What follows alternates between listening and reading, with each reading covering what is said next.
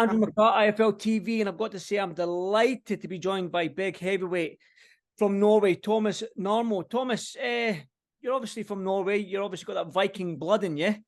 So before we talk about the whole fighting style, how's things? How's life? Uh, yeah, life is really good at the moment. Got my two kids at home, just trying to do the regular family life, and also trying to combine it with training and Mm. all that other stuff. So it's, but all in all, it's good. I can't really complain about my life at the moment. Obviously, you're a big heavyweight. I was doing a little bit of research on you, and you're 6'7". You've been an MMA fighter. You've made the transition to boxing. You're 4-0 as a boxer, and you've yet to go the distance in them 4 fights. So clearly, you need a step up in your next opponent. You need somebody that's going Mm. to come and try and take your head off as well. Because looking at your box record, it's knockout after knockout, early. So, yeah, obviously, is that what you're hoping for in your next fight? Somebody that's going to come and try and take your head off with the same ambition as you? To be to be honest, that's what I've been hoping for every time because but the difference, there's a difference in politics in boxing and MMA because in MMA it's like a loss isn't always like critical for your career, but in boxing it can be, so but I've been hoping to get like a tougher test uh, the entire year really, but it's been hard, my body hasn't been that good for a couple of years. I'd say I've just been struggling with injuries and stuff. I haven't been really true to myself with when I should take some time off, really. But I feel good now, and I'm hoping to get a good fight in boxing really soon because that's what I want to do. I want to box, and I want to box the best guys. Mm-hmm. Well, obviously, let's talk about your MMA career a little bit. Obviously, we've just seen recently Francis Ngannou make that transition to boxing. We've seen a lot of MMA guys coming over to the boxing world, whether it be against a Jake Paul, like a Nate Diaz and stuff like that. So, why the transition? Why move from that ONE FC Championships, which for me is probably, I love watching ONE FC. I think it's one of the best organizations out there, especially in combat sports. So, why make that transition from that ONE FC Championship, the MMA world, over to boxing? Yeah, I can agree. Like ONE FC is great. I got nothing but good to say about them. Like everything, how they treat the athletes and the production, everything is great. But for me, it's I actually found boxing through MMA, Mm. which made me like fascinated about the sport, really like the art of boxing, which I really like, and also I have to say that the training is a lot different. And I'm 6'7". I used to play pro hockey. My body's beaten up, it's like the knees and everything. It's rough with all the wrestling, Mm. all that stuff. It takes a toll on especially the knees, and boxing is better some way in the training, because you don't get kicked to the legs, all that stuff. So it's I can train harder without injuries when I Mm. just do boxing, and I fell in love with it like during the training, and yeah, that's really why the transition. Obviously, you're from Norway. You're a European heavyweight. Now, you've obviously must keep a keen eye on the heavyweight scene in the boxing world right now. And you Mhm.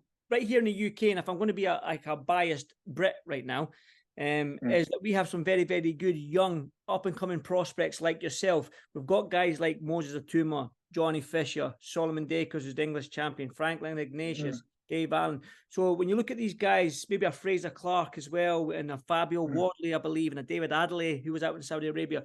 We've got some very, very good young fighters here in the UK. Are you Yeah. hoping one day to maybe come across here and put your skills to the test against one of them guys? Yeah, I've been like obviously experience matters, so some of the names you mentioned, they have 10 plus fights, and it's going to be hard to try and pick a fight with one of them for now. But I've been hoping to like test myself like against someone like Moses, as you mentioned. He is a really interesting fighter. I think he's really good. uh it would be really cool to test my skills against someone that is highly regarded as one of the young up and coming boxers, really, Mm. because heavyweight is a time and place. You know, like I'm a known name. He's a known name. You look what happened with Francis Ngannou and Tyson Fury. You know, things can change overnight. Well, that's it. I will come on to that fight, trust me. But yeah. So obviously you're 4-0 as a pro with 4 knockouts, and we know that the British fans are very, very passionate about the sport, probably the most passionate in Europe. So even if it's not against one of them guys that I've just mentioned, are you going to come over here, maybe get some sparring in, and maybe even look for a fight and going down that route, go to the gym, spar these heavyweights, and hopefully get a fight in one of the shows over here? Yeah, it's like I'm just looking for opportunities, really. You know, it's hard to find sparring partners in Norway. There's not a lot of combat sports athlete in general. I'd say in A lot of Norway, big it's not men, the though. same. There's a lot of big men in Norway. Yeah, that's why I'm saying combat sport athlete. You know, there's a difference. Yeah. So it's not easy to find sparring partners. And I would love to come over. That's actually like I signed with Volt Boxing over in the UK, and that's actually how we got to talk, because they were putting out that they need some heavyweights for sparring, and I reached out to them, and we just started the dialogue from there, really. Oh, good. I'm like just really looking for ways to level up in some way, you know, and if it's training, sparring, whatever, it's learning experience is what I'm looking for, you know. So Obviously, I think your last fight, excuse me, your last fight was in August there. We're into November now. Do you think you'll get a fight in before this year, or we'll wait until 2024 before you get out next? we're looking for fights. We are. I think like December would be a good month. Somewhere like doesn't really matter when in December. I feel like my shape is decent at the moment, so I could go into a fight in a couple of weeks without any problem. Like I'm always training and trying to stay fit and healthy. So it would just be like to like sharpen up a bit, and then look what kind of opponent we get, and find a game plan, and then execute it a couple of weeks later. Good stuff. Like I said to you there, you've made that transition into the boxing world from the MMA world. So you're 29 years old, I believe. Yeah, 29. Yeah. So what do you want out of boxing? What do you want to achieve? Is it a world title? Is it sort of like the money to secure your family? Or is it just get as many fights and enjoy yourself? What do you want out the sport? Like how do you say? Like I want to keep on doing stuff that I like to do for as long as possible. So if this sport can put me in a position to keep on training and staying home a lot more, get to like know my kids better than just put them in kindergarten, run away, stress around like that. And also, like the biggest thing for me is that MMA is illegal in Norway. People are probably not aware of that. MMA is not legal, and I would like to be able to fight in front of my family and friends at some point in my career, and I can't do that in MMA. So it would have to be boxing, and that's also a part that motivates me. But I'm hoping to like, if we could get like some at some point in my career, if I'd be good enough to compete for a European title or whatever, and I can do it at home, it would be the best experience for me, you know, some sort of title at home. That's what I'm saying. Like I said to you, right now, Europe, we've got some very, very good fighters, whether that be the guys at the top, especially like the Usyks, the Tyson Furies, the Joshuas, the Daniel Dubois, Philip Hrgoviches as well. So we've got some, even a guy that's right next door to you, Otto Wallen's a very good heavyweight. He's from Sweden. I don't know what the rivalry is like between Norway and Sweden. Is there a rivalry there that you can maybe? I don't know that country, you know.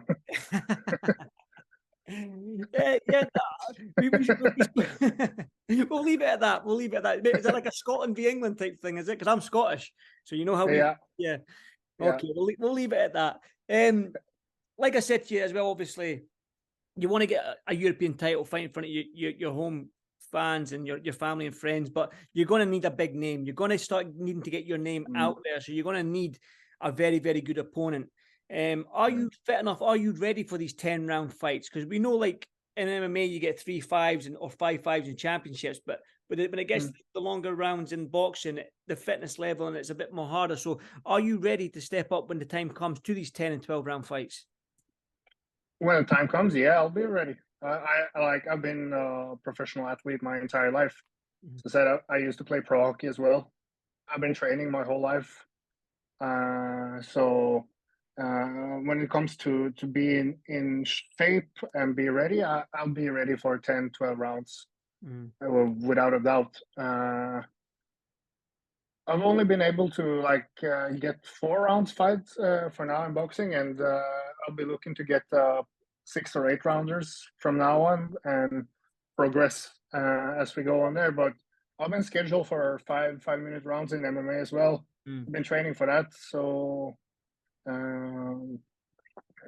think it should be no when the time comes, it should be no problem to go 10 or 12 rounds without a doubt. Well, should we talk about it then? Should we talk about the fight last weekend with Francis Ngannou and the Gypsy King himself, Tyson Fury? Did you watch the fight? I didn't watch it live, but I've seen it afterwards. I have. To me, I think Tyson Fury, he won the fight, but Ngannou, he won the world, or well, what do you want to call it? Because nobody was expecting him to put on a performance like that, and everyone that watches MMA knows that guy has power. So I mean, I wasn't surprised that if he landed clean, that something could happen. But I don't think people expected things to go the way it did. But I think that Fury won that fight.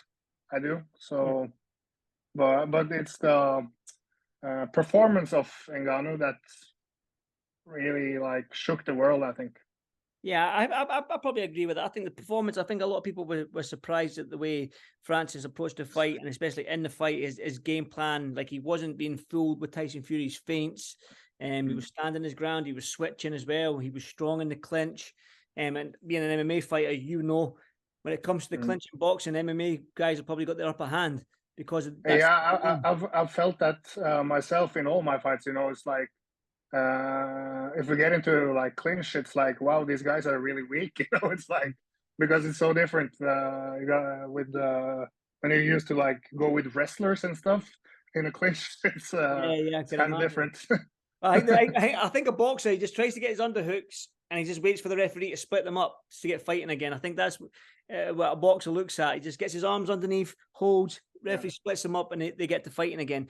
When you've obviously seen Francis Ngannou come in and fight the heavyweight champion of the world, Tyson Fury, and put on that type of performance, what does that do for you? Does that give you more inspiration, more encouragement, more, what's the word I'm looking for? More encouragement to get into the ring and start showing the world what you can do in the boxing ring?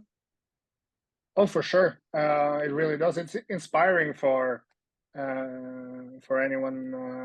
I think for people in general, it's inspiring to see what the journey Francis has been on since he started. He's only been doing combat sports for 10 years or something. So I mean, it's kind of crazy to see, but it's inspiring, and I think, but also I think it can. I'm not sure if it's good or if it's bad for me, that he put on a performance like that, and MMA fighters going over to boxing in general. Is this going to be a problem?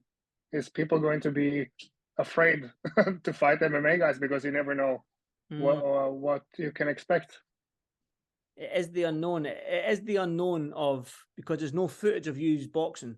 Well, maybe there is now of you because you've had 4 fights, but in Ghana there was no footage. There was nothing. It was just crossing his feet over. So anyway, I'll finish with this one last question. Like I said, obviously, you're a heavyweight. You want to make a name for yourself. Have you got a message for any of the heavyweights out there that you want to say? Not really a message, but as I mentioned earlier in the interview, I'd like to get a fight like Moses Itauma. I think that would be a good fight. think it'll be a good fight for the fans as well. His last fight, it was I was shocked like his opponent. He went down from a jab. It was terrible. You know, it's like I don't think the people that paid to watch that deserve to get like go out with that kind of experience. I think Moses also, he would probably want a better fight, you know, a real fight. And I hope I can get it on somewhere whenever he's ready. He's like you say, he's still only a young man, and like he's a fighter. I'm pretty sure that he'll welcome the challenge. But listen, I do appreciate your time, and no doubt this might be the first of very, very many interviews. If you keep knocking these folk out and get to especially to come across to Britain, I no doubt I'll catch up with you. Yeah. Thanks for having me on. Anytime. Thank you, my man. Thank you. See you soon. All right. Bye. Bye.